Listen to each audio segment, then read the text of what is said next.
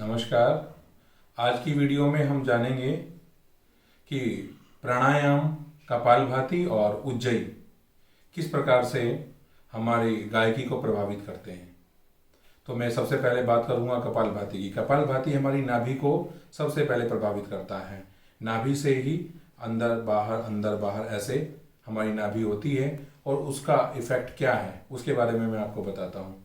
शास्त्रों में शरीर को एक शारीरिकी और गात्र वीणा के रूप में समझा गया है, उसको गात्र वीणा की संज्ञा दी गई है। तो वीणा का आकार भी हमारे शरीर के आकार की तरह होता है। कहा जाता है कि शिव जी ने पार्वती की शयन अवस्था से और वीणा का निर्माण किया, उनकी शयन अवस्था को देखकर वीणा का निर्माण किया। तो वीणा में या अन्य तानपुरा हुआ, सितार हुआ, अन्य इस प्रकार के जो वाद्य हैं उनको देखते हैं तो उनमें भी नाभि होती है जहाँ से तार बंधा हुआ होता है, और उसमें गर्दन भी होती है जहाँ पर तार कसा जाता है, वो सर का भाग होता है। तो उसमें ऐसे 3-4 भाग होते हैं जहाँ जहाँ से तार बंधा होता है, तार जहाँ से खिंच के आता है। तो इस प्रकार से हर वाद्य में, तंत्र वाद्य को हम देख रहे हैं तो उसमें नाभि होती है।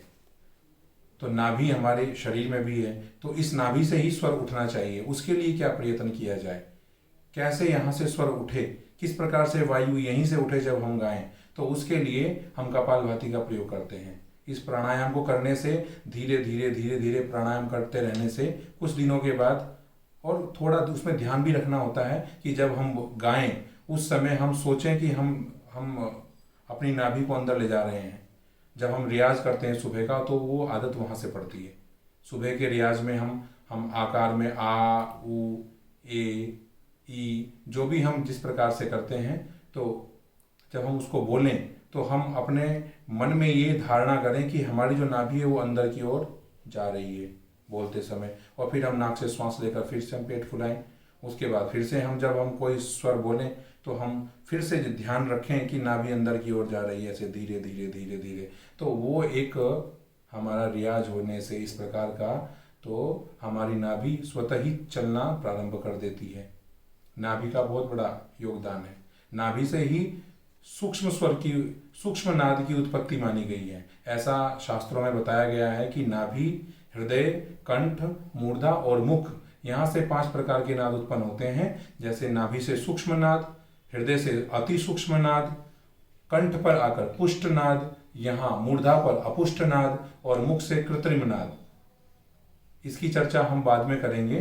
तो कपालभाति से हमारी नाभि आगे पीछे होने से हमारी नाभि से आवाज उठनी शुरू हो जाती है। इस प्रकार से कपालभाति प्राणायाम करें। दूसरा प्राणायाम उज्जयी प्राणायाम। उज्जयी प्राणायाम किस लिए लाभदायक है? हमारा जो कंठ है यहाँ पर, जिसको इसके अंदर वोकल कॉर्ड्स होते हैं और उसको हिंदी में हम स्वर तंत्री कहते हैं। तो हमारी जो स्वर तंत्री है, जब उस पर हमारी नाभि से उठा हुआ जो नाद है वो स्वरतंत्री पर आकर टकराता है तो उसमें स्पंदन होता है, उसमें कंपन होता है, और उस कंपन से वो आवाज हमारी मूर्धा और मुख के द्वारा बाहर आती है। तो इस प्रकार से उसमें स्पंदन होता है।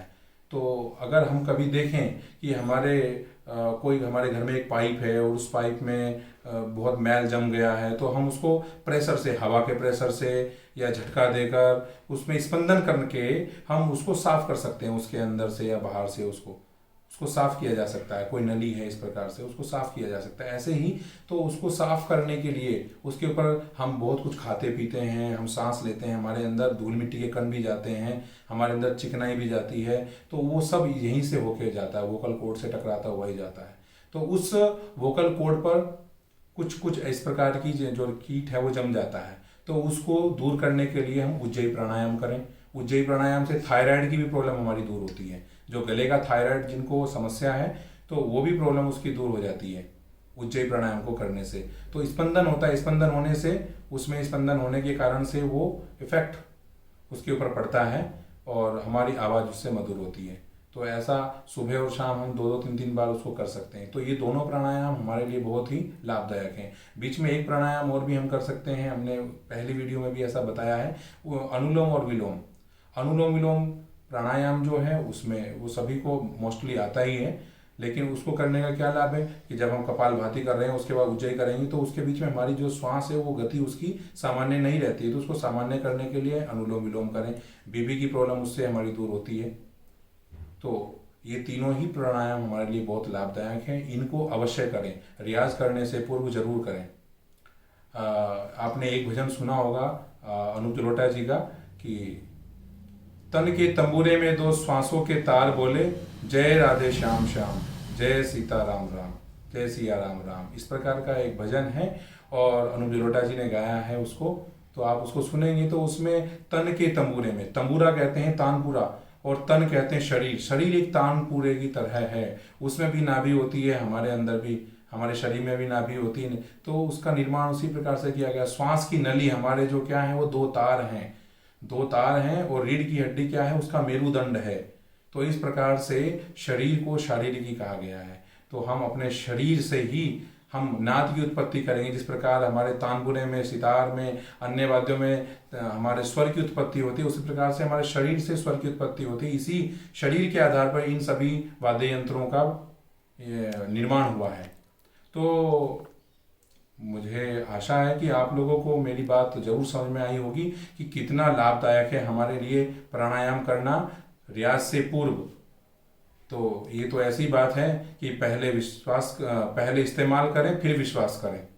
तो उसी प्रकार से आप जब एक बार करेंगे उसको और 2-3 महीने करके देखिए तो आपको स्वतः ही पता लग जाएगा कि कितना इससे लाभ होता है, हमारी गायकी पर कितना प्रभाव पड़ता है इन सब चीज़ों का। आशा है आपको ये बात बहुत लाभदायक लगी होगी और आपके भविष्य में बहुत काम आएगी। और अगर आपको ये वीडियो पसंद आई तो आप इसको चैनल को हमारे सब्सक्राइब कीजिए ताकि आपको इस प्रकार की और जानकारियां आगे भविष्य में मिलती रहें। अपने इष्ट मित्रों के साथ इसको शेयर कीजिए, लाइक कीजिए और कमेंट करके हमें ज़रूर बताइएगा। धन्यवाद।